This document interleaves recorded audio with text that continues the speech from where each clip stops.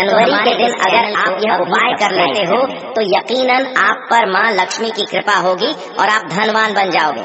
माँ लक्ष्मी की मैं सौगंध खाता हूँ। आप धनवान ना बने तो मुझे बताना दोस्तों। बस जो उपाय आपको बताए जाएं वह उपाय कर लेना।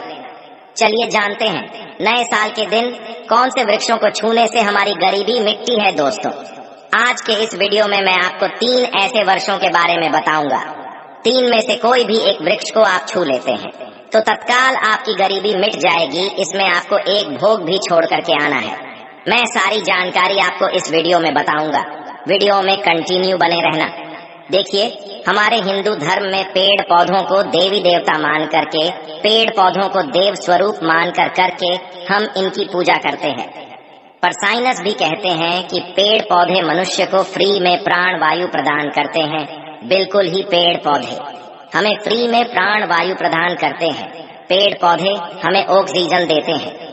ये हमारे द्वारा निकाले जाने वाले कार्बन डाइऑक्साइड एवं अशुद्ध जितने भी खराब होते हैं, इन वायु को अपने में अंदर ग्रहण करते हैं। पेड़ पौधे स्वयं तेज धूप में तपता है एवं मनुष्य को शीतल छाया प्रदान करता है। पेड़ पौधे हमें कई प्रकार के फल फूल एवं जलाने के लिए लकड़ी भी प्रदान करते हैं। तो हमारे शास्त्रों में पेड़ पौधों को बहुत गुणकारी कह गए हैं।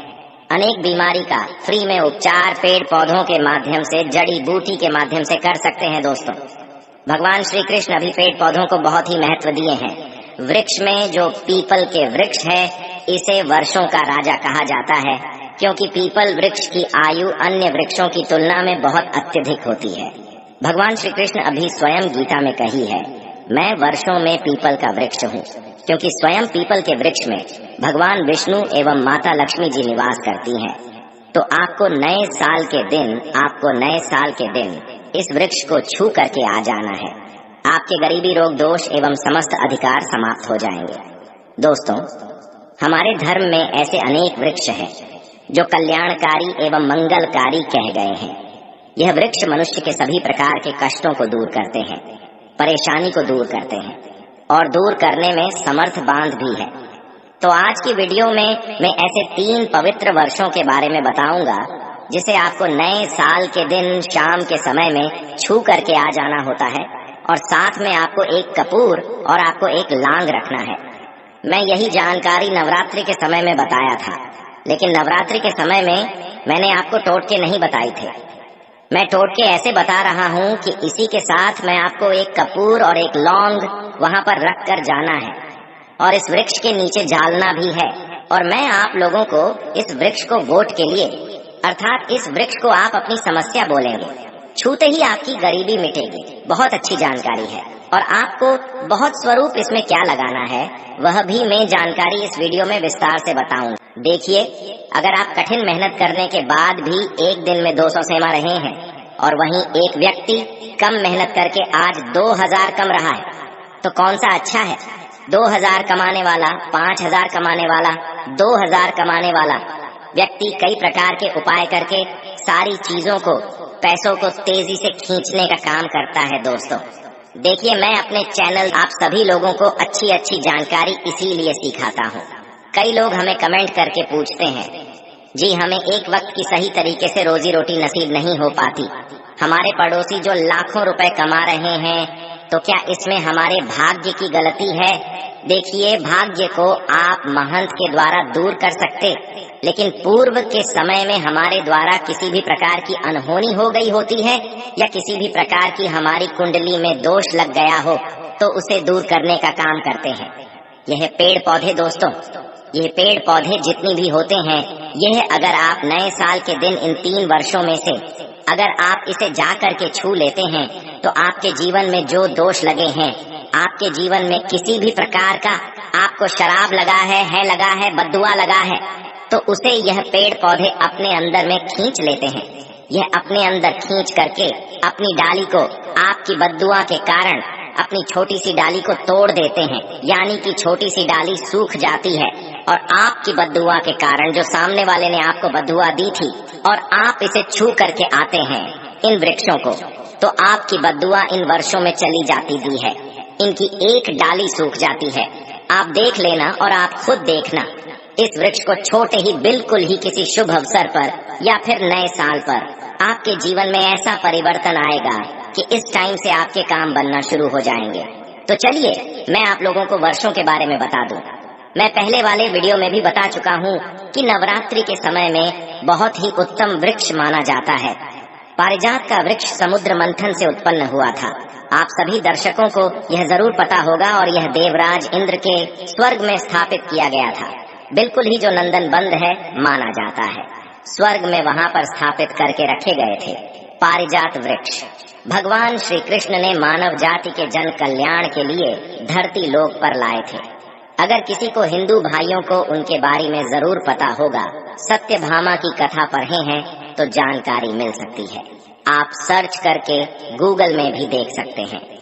ऐसा माना जाता है कि मनुष्य के शरीर में कितनी भी ज्यादा थकान हो, बिल्कुल इस वृक्षों को छूते ही तत्काल समाप्त हो जाती है। बहुत से लोग इस वृक्ष को थकान होने को बिल्कुल इस वृक्ष को छोटे हैं, बड़े बड़े राजनीतिक से जुड़े हुए लोग हैं। हमारे चैनल में बहुत से लोग राजनीतिक क्षेत्र से जुड़े हुए हैं। दोस्तों, आपसे निवेदन करना चाहूंगा कि आप इसे सब्सक्राइब कर दें, क्योंकि हिंदू धर्म को मैं एक ऐसा प्रचारक बनाना चाहता हूं और इससे जुड़ी समझ जानकारी इस पर देना चाहता हूं। तो इसीलिए इस चैनल को मिस मत करिए, जरूर सब्सक्राइब कीजिए। धर्म क्षेत्र से जुड़े हुए हैं सारे लोग हमें जानकारी सजा भी करते हैं। दोस्तों, इस वृक्ष के नीचे ध्यान से सुना, इस वृक्ष के नीचे आपको नए साल के दिन जाना है और आपको घी का यहाँ पर दीपक जलाना है। अगर आप घी का दीपक जलाने में समर्थ नहीं है तो कोई बात नहीं, आप कोई भी तेल का दीपक जला सकते हैं, सरसों के तेल का दीपक जला सकते हैं। आपको करना क्या है, एक लोग रखना है और एक कपूर रखना है और आपको मनोकामना बोलना है कि हैं वृक्षराज, आप हमारी मनोकामना करें। आप मनोकामना वहां पर बोल देना। मैं यहाँ पर आपको नहीं कहूंगा और इस वृक्ष को आपको छूना है और छूने के बाद इस वृक्ष को, पारिजात के वृक्ष को मक्खन का भोग लगाना है। पारिजात के वृक्ष पर स्वयं भगवान विष्णु जी, माता लक्ष्मी जी निवास करते हैं। शास्त्रों के अनुसार भगवान कृष्ण के या स्वरूप कह गए हैं, क्योंकि भगवान कृष्ण ने मानव जाति के कल्याण के लिए पारिजात के वृक्ष को नंदन वन से आए थे। तो इसे छूते ही अगर आपके जीवन में किसी भी प्रकार की है लगी हो, बद्दुआ लगी हो, किसी की बुरी नजर लगी हो, जिसके कारण आपके बंधे किस्मत के ताले खोल नहीं रहे हैं और आप चाहते हैं कि आपके बंधे किस्मत के ताले खुल जाए, बद्दुआ कट जाए, शनि दोष लगा हुआ है कट जाए, तो इस वृक्ष हुए और आपको अपनी प्रार्थना बोली है कि हमारी गरीबी को मिटाए। इस प्रकार से छोटे हुए आपको प्रार्थना करना है और एक लौंग और आपको एक कपूर तो जानना ही है और उसके ऊपर में एक लाल डाल देना और आपको मक्खन का भोग इसे लगा देना है। बिल्कुल ही आप उसे देखना, इस टाइम से आपके शरीर हल्का लगना शुरू हो जाएगा और आपकी है बद्दुआ मिट जाएगी। अब आप में से अधिकतर लोग बोलेंगे कि गुरुजी, हमारे घर के आसपास कोई पारिजात का वृक्ष नहीं है, तो हम क्या करें? तो चलिए मैं दूसरा वृक्ष बताता हूँ। तो दूसरे वृक्ष में है गुर्जर का वृक्ष।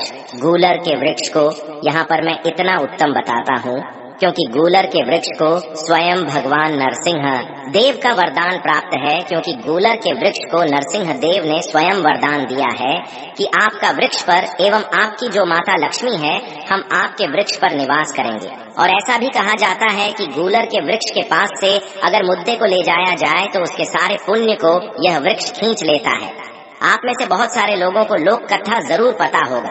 तो गूलर के वृक्ष को भगवान नरसिंह देव ने बहुत सारा वरदान दिया है कि आप लोगों के कष्ट भी हारेंगे।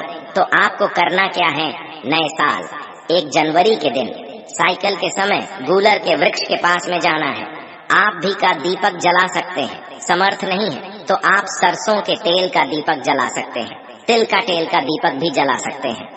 तो इसे बहुत ही शुभ माना जाता है। आपको जलाना है और आपको एक कपूर और एक आपको जैसे रखे लोन को जलाना है, जैसे अभी मैंने पहले भी पाया है उसी प्रकार से जलाना है और इसे छू करके प्रार्थना करना है। आपके वृक्ष पर स्वयं भगवान नरसिंह देव तथा माता लक्ष्मी जी विराजित हैं। हम प्रार्थना लग रहे हैं कि हमारी गरीबी एवं हमारी परेशानी एवं जो किसी की हमें है लगी है, बद्दुआ लगी है, किसी की बुरी नजर लगी है, हमारे घर में किसी को नजर दोष लगा है, सारे देशों को समाप्त कर दीजिए। आप अपने अंदर में समाहित कर लीजिए, खींच लीजिए। इस प्रकार से आपको प्रार्थना करना है और गूलर के वृक्ष को आपको बताशे का भोग लगाना है। बताशे आपको समर्पित कर देने हैं और उसी दिन आपको 5 गूलर के फल लाना है। 1 जनवरी नए साल के दिन ऐसा माना जाता है कि जो व्यक्ति लाल कलर की चुनरी में गूलर के पके हुए फल को लाते हैं बंद करके और इस पूजा करने के बाद और इस धन पेटी में रखते हैं, तो ऐसा माना जाता है आजीवन ऐसे व्यक्ति के जीवन में, ऐसे व्यक्ति के घर में धन दौलत की कमी कभी नहीं होती।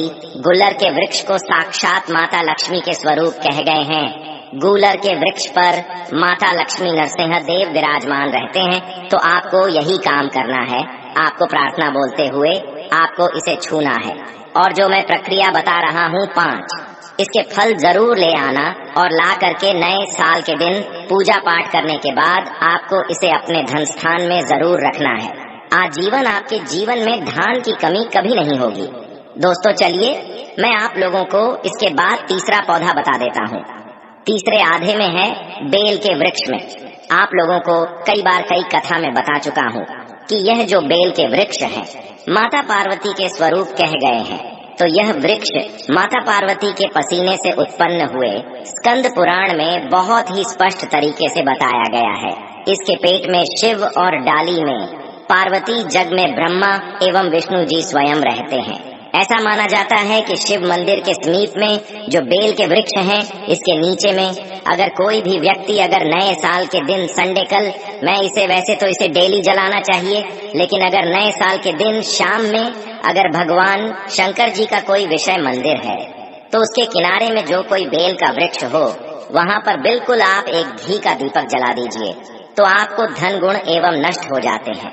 कैसा भी आपके जीवन में पाप हो दूर हो जाते हैं। तो आपको करना क्या है? माता लक्ष्मी को भी बेल के वृक्ष का अवतार लेना पड़ा था एक कथा के अनुसार। इसके बारे में मैं कथा भी बता दूंगा कि क्यों माता लक्ष्मी को बेल के रूप में, बेल के वृक्ष में अवतरित होना पड़ा था। मैं इसके बारे में भी एक कथा भी आपको बता दूंगा। तो आपको नए साल के दिन बेल के वृक्ष के नीचे हो सके तो घी का दीपक जरूर चला जाएगा। बेल के वृक्ष को माता पार्वती तथा भगवान शंकर के स्वरूप ही कहेंगे। बेल की जो वृक्ष की जड़ होती है, इसके जो मूल भाग होते हैं, इसमें समस्त तीर्थ आकर के निवास करते हैं। इसीलिए सावन के महीने में कहा जाता है जो लोग अगर तीर्थ धाम नहीं जा सकते, तीर्थ के दर्शन नहीं कर पाए, तो ऐसे व्यक्ति बेल वृक्ष के नीचे में 1 महीने तक घी का दीपक जला लेते हैं तो संपूर्ण जितने भी तीर्थ होते हैं इसके घूमने का बराबर पुण्य की प्राप्ति होती है। मैं इसलिए सारी जानकारी, गुप्त रहस्य जानकारी बताता हूँ जिससे आप सभी दर्शकों को, कल्याणवासी दर्शकों का बिल्कुल आध्यात्मिक उन्नति हो। सभी को धन की जरूरत नहीं होती, किसी को पुण्य की प्राप्ति की जरूरत होती है। कोई आध्यात्मिक उन्नति करना चाहते हैं।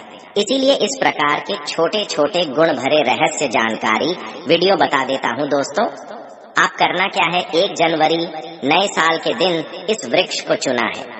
माता पार्वती से प्रार्थना लगाना है कि है माता पार्वती, आप ही शक्ति स्वरूप है, लक्ष्मी है, आप ही संसार को चलने वाली देवी हैं। इस प्रकार से प्रार्थना करते हुए इस वृक्ष को छूना है और बोलना है, मेरी गरीबी मिटाई माता, मेरी निर्धनता को मिटाएं, मेरे जीवन में चल रही परेशानियां, सारी परेशानियों को दूर करें।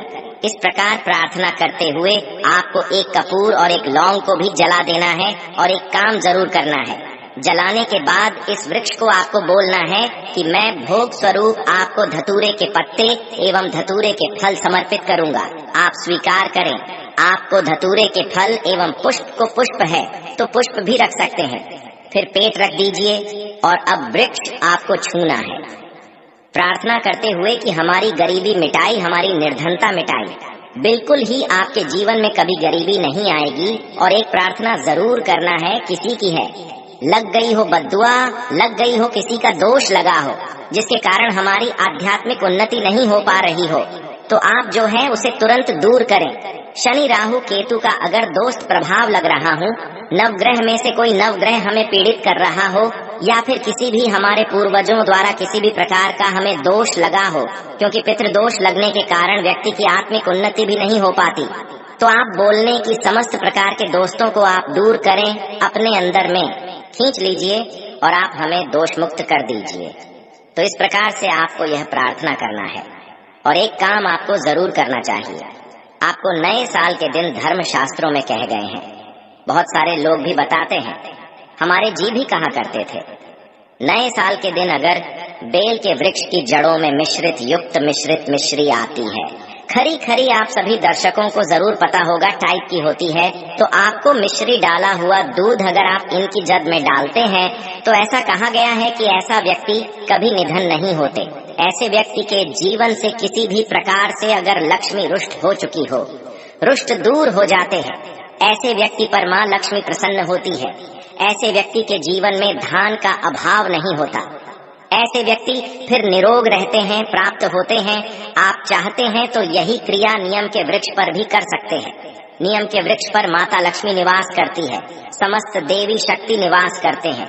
नियम के वृक्ष में अगर आप जो है नए साल के दिन ध्यान से सुना, नए साल की शाम के समय आपको एक गिलास या फिर एक लोटस सामर्थ्य के अनुसार तांबे के लोटे में आपको दूध डाल करके उनके इन्हें जो है अभिषेक करना चाहिए, इनको जद में डालना चाहिए। लेकिन आपको मीठा दूध ही डालना है, इनकी जद में डालना है और गरीबी मिटाने की प्रार्थना करना है कि हमारे कर्ज का भार दूर हो, या फिर जीवन में जो किसी भी प्रकार की जो परेशानी है वह परेशानी भी बोल देना। वह परेशानी तब काल या वृक्ष समाप्त करते हैं। तो मिलते हैं अगली वीडियो में। वीडियो के अंत तक बने रहने के लिए आप सभी का धन्यवाद।